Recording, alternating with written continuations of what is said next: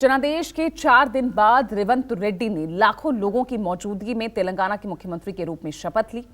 रेवंत रेड्डी तेलंगाना के सीएम बने तो मल्लू भट्टी विक्रमार्क भी डिप्टी सीएम बने।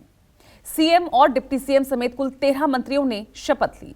समारोह में कांग्रेस अध्यक्ष मल्लिकार्जुन खड़गे, सोनिया गांधी, राहुल गांधी के साथ साथ प्रियंका गांधी भी शामिल हुई। सीएम पद की शपथ के बाद रेवंत रेड्डी ने कहा कि राज्य का गठन बलिदान से हुआ है। लोगों ने पूर्व सीएम केसीआर की 1 दशक पुरानी निरंकुशता को समाप्त कर दिया और अब लोगों की सरकार का गठन हो गया है।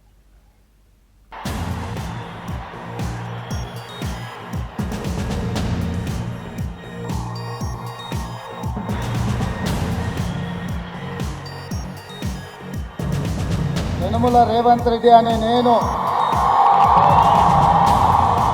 जनता ने परिवर्तन का फैसला सुनाया और 4 दिन बाद तेलंगाना में रेवंत राज शुरू हो गया।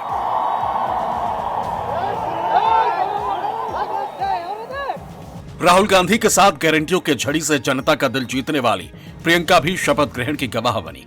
अलग राज्य बनाने में सबसे अहम भूमिका निभाने वाली सोनिया गांधी भी इस सत्ता परिवर्तन के ऐतिहासिक पल की साक्षी बनी। पार्टी के राष्ट्रीय अध्यक्ष मल्लिकार्जुन खड़गे भी इस यादगार पल की गवाह बने। हैदराबाद के एलबी स्टेडियम में हुए समारोह में लाखों के जनसैलाब के सामने राज्यपाल तमिलिसाई सुंदर राजन ने 13 मंत्रियों के साथ रेवंत रेड्डी को सीएम पद की शपथ दिलाई। यनमुला रेवंत रेड्डी अने नेनु शासनं द्वारा निर्मितमैन भारत राज्यांगं पट्ल निजमैन विश्वासं विधेयता చూపుతానని భారతదేశ సార్వభౌమాధికారాన్ని సమగ్రతను కాపాడుతానని తెలంగాణ రాష్ట్ర ముఖ్యమంత్రిగా నా కర్తవ్యాన్ని। रेवंत रेड्डी ने सीएम पद की शपथ ली तो मल्लू भट्टी विक्रमार्क ने डिप्टी सीएम के तौर पर शपथ ली। भट्टी विक्रमार्क मल्लू अने नेनु शासనం द्वारा निर्मितమైన भारत राज्यांगం పట్ల तेलंगाना के तीसरे मुख्यमंत्री के तौर पर शपथ लेने के साथ ही रेवंत रेड्डी ने राज्य गठन को बलिदान का परिणाम बताया तो ये भी दावा कर दिया कि सूबे की हर एक आवाम उनकी सरकार की हिस्सेदार होगी। मुख्यमंत्री शासक का सेवक होगा। తెలంగాణ కుటుంబం ఎప్పుడు రావాలనుకున్నా నిరభ్యంతరంగా ప్రగతి భవన్లోకి ప్రవేశించి తమ ఆలోచనను, తమ ఆకాంక్షని, తమ అభివృద్ధిని ఎప్పుడైనా రాష్ట్ర ప్రభుత్వంతో పంచుకోవచ్చు। రాష్ట్ర ప్రభుత్వంలో మీరు భాగస్వాములు। ఈ రాష్ట్ర ప్రభుత్వంలో మీ ఆలోచనని, ఈ ప్రాంత అభివృద్ధిని మిళితం చేసి।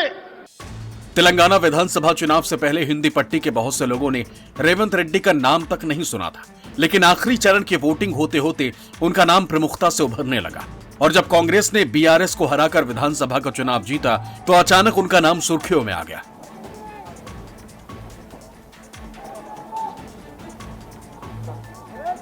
दरअसल तेलंगाना में पिछले कुछ सालों में रेवंत रेड्डी ने कांग्रेस के लिए जबरदस्त काम किया था। जनता ने कांग्रेस को प्रचंड जीत दी तो पार्टी ने मुख्यमंत्री बनाकर रेड्डी को इसका इनाम भी दे दिया। गौरव मुख्यमंत्री गारु एन्निकल प्रचारंलो भागंगा कहा जाता है कि 8 साल पहले रेवंत रेड्डी ने कसम खाई थी कि उनके जीवन का उद्देश्य केसीआर को गद्दी से उतारना और उनके परिवार को राजनीति से खत्म कर देने का है। विधानसभा चुनावों में उन्होंने इसे सच कर दिखाया। राज्य में उनकी अगुवाई में कांग्रेस ने भारत राष्ट्रीय समिति को बड़े अंतर से उखाड़ फेंका।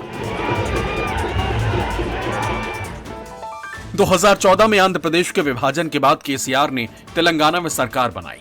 तब वो केसीआर के खास आदमी थे, छाया की तरह उनके पीछे रहते थे।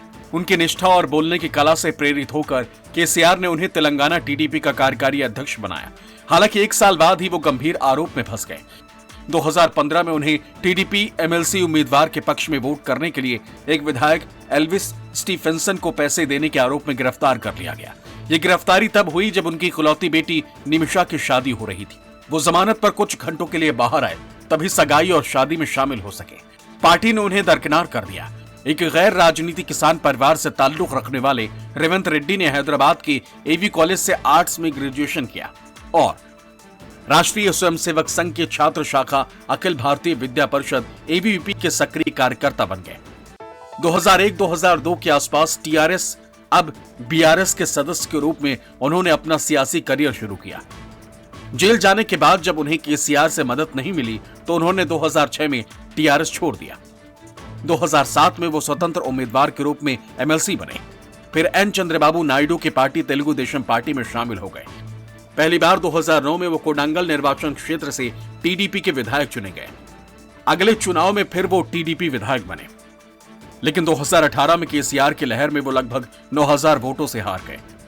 वो 2 बार विधान परिषद के सदस्य चुने गए और साल 2019 में मल्काजगिरी से सांसद भी रहे। टीडीपी से कांग्रेस में आने के महज 5 साल के अंदर ही रेवंत रेड्डी अपनी खासियतों के कारण राज्य में पार्टी के अगवा नेता बन गए। 3 साल पहले उन्हें राज्य में कांग्रेस का अध्यक्ष बनाकर कमान सौंप दी गई। उनकी धारदार राजनीति पार्टी में धाक जमाती चलेगी।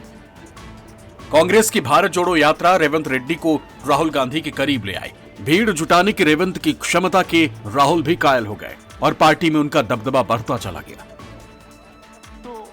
Bureau report, news 24।